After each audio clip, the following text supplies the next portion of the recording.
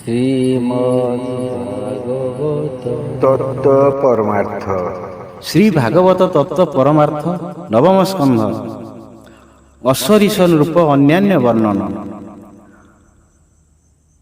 ଏ ଅନ୍ତେ ଶୁଣ ସାଧୁ ଧୀର ପରମ ତତ୍ତ୍ୱ ମାର୍ଗ ସାର ନବମେ ବଂଶାନୁଚରିତ ସୁକ ମୁଖରୁ ପରୀକ୍ଷିତ। ଶୁଣିଲେ ସରସ୍ୱତୀ ତୀରେ ଏବେ କହିବା କିଛି ତୋରେ ଯେ ପୁରାତନ ଇତିହାସ ଆଗମ ନିଗମ ଭବିଷ। ଯେ ପ୍ରଶ୍ନ କଲ ଭକ୍ତ ବୃନ୍ଦ ଶୁଣିଲେ ଟିକି ତତ୍ତ୍ୱ ସ୍ୱାଦ ଆବର କି ଅଛି ସଂଶୟ ବିନାଶ କର କାଳ ଭୟ। ନୃସିଂହ ଦାସ କର ଯୋଡ଼ି କାନ୍ଦଇ ପାଦ ପଦ୍ମେ ପଡ଼ି ବୋଦେବ ଜ୍ଞାନ ଗୁରୁ ଦାତା ଜୀବର ହରତା କରତା।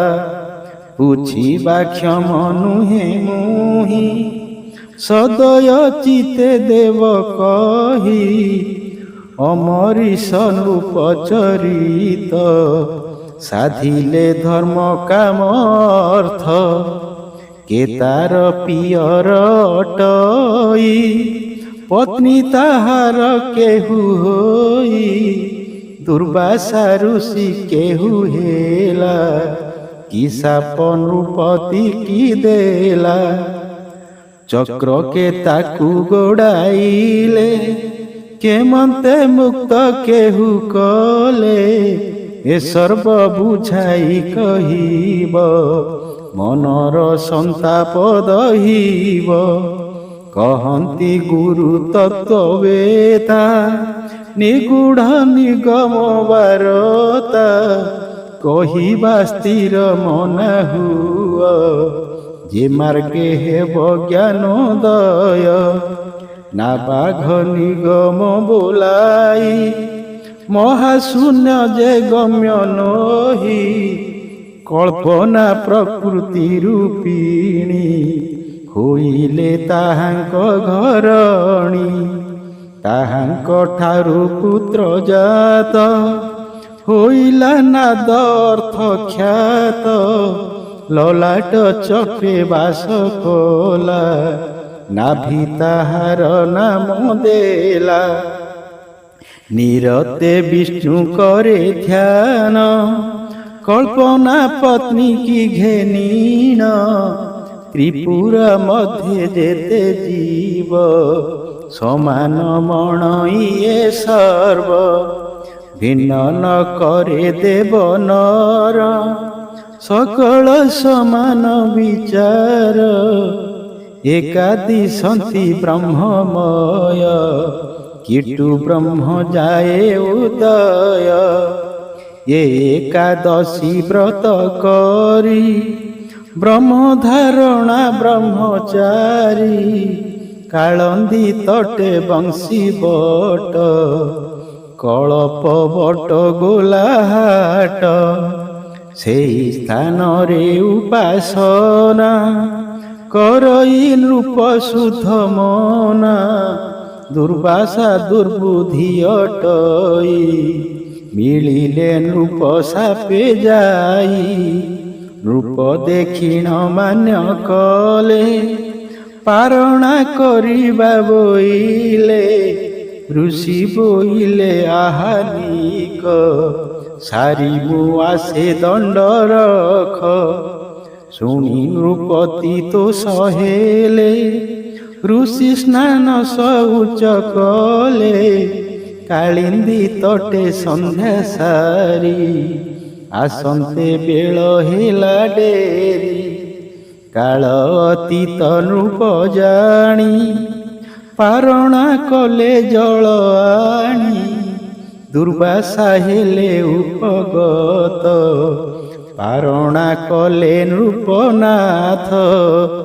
ଦୁର୍ବାସା ଯୋଗ ବଳେ ଜାଣି ବୋଇଲେ ଭକ୍ଷି ଅଛୁ ପାଣି ଉଚ୍ଚିଷ୍ଟ ଦେବୁ ଆଣି ମୋତେ ତାହା ମୁଁ ଭୁଞ୍ଜିବି କେମନ୍ତେ ଅବଜ୍ଞା କଲୁ ନରପତି ଆଉ ଉଚିତ ଦେବି ଶାସ୍ତି ହେମନ୍ତ କହି ମୁନିରୋଷେ ଉପନୟନେ ବାକ୍ୟ ଭାଷେ ମସ୍ତକୁ ଜଟାକୁ ପାଡ଼ି ଦୁର୍ବୁଦ୍ଧ କୋପେ କରତାଡ଼ି ବୋଇଲେ ଅନଳ ତୁ ହୁଅ ନୃପ ଶରୀର ପୋଡ଼ି ନିହ ଆଜ୍ଞା ପ୍ରମାଣେ ଝଟା ଗଲା ନୃପକୁ ଅନଳ ବେଢ଼ିଲା ନ ଘୁଞ୍ଚି ନୃପ ସ୍ତବ କଲେ ଯୋଗେ ବିଷ୍ଣୁଙ୍କୁ ଜଣାଇଲେ ଭକତ ଆର୍ତ ନ ସହିଲେ ସୁଦର୍ଶନକୁ ପେଶି ଦେଲେ ଧାଇଲା ପବନ ବେଗ ମିଳିଲା ଦୁର୍ବୁଦ୍ଧିର ଆଗ ସେ କାଳ ଚକ୍ର ତେଜ ଦେଖି ଭये ଦୁର୍ବାସା ନିରିମାଖି ପଳାଇ ଅମରେ ମିଳିଲା ଇନ୍ଦ୍ର ଯେ ଇନ୍ଦ୍ରକୁ କହିଲା ଇନ୍ଦ୍ରୀ ବୋଲନ୍ତି ଆଜ୍ଞାଧୀନ ଯାରେ ନିର୍ଦ୍ଦୟ ଭଗବାନ ତାହାକୁ କେ ପାରିବ ରଖି ଶୁଣି ଦୁର୍ବାସା ହେଲେ ଦୁଃଖୀ ନାଭି ଚକ୍ରରେ ପ୍ରବେଶିଲେ ବ୍ରହ୍ମାଙ୍କୁ ଶରଣ ମାଗିଲେ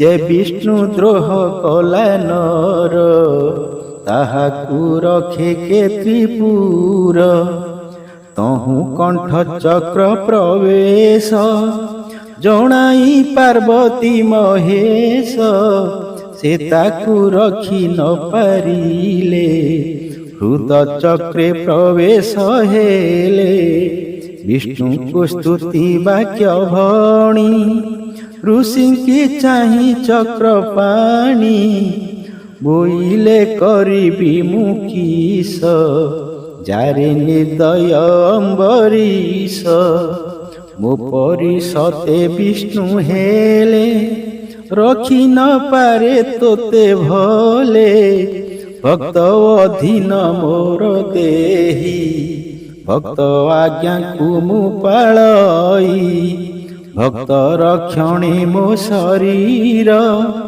ଭକତ ବାନ୍ଧବ ମୋହର ସେ ଜାତେ ହୁଅଇ ନିର୍ଦ୍ଦୟ ତ୍ରିପୁରେ ନାହିଁ ତାର ଜୟ ତୁ ଏବେ ଅମ୍ବରୀଶ ପାଶ ଯାଇ ଶରଣ ବେଗେ ପଶ ନୋହିଲେ ରକ୍ଷା ଆଉ ନାହିଁ ଦୁର୍ବାସା ଆଗେ ଭାବଗ୍ରାହୀ ଶୁଣି ନିରାଶ ମୁନିବର ପଡ଼ିଲେ ନୃପତି ପୟର ରାଜା ଚକ୍ରକୁ ଶାନ୍ତ କରି ଦୁର୍ବାସା ଋଷି କଲେ ପାରି ଆବର ନ୍ୟାୟ ଅଛି ଶୁଣ କହିବା ତତ୍ତ୍ୱ ନିରୂପଣ ନା ଭାଗ ନିଗମରେ ଥିଲା କଳ୍ପନା ପତ୍ନୀ ତାର ହେଲା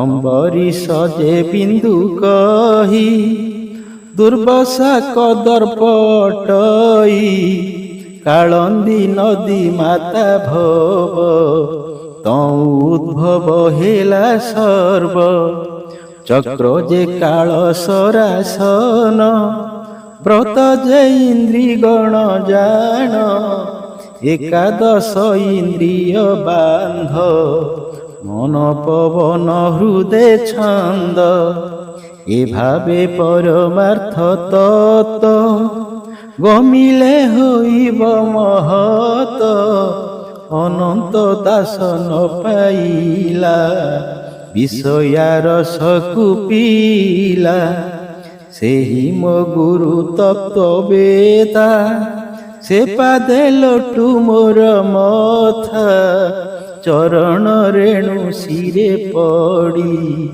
ପାପ କଳମସ ଯାଉ ଛାଡ଼ି। ଇତି ଶ୍ରୀ ଗୁରୁ ଶିଷ୍ୟ ତତ୍ତ୍ୱବୋଧନେ ଶ୍ରୀ ଭାଗବତ ତତ୍ତ୍ୱ ପରମାର୍ଥ ବିଷୟ ବର୍ଣ୍ଣନେ।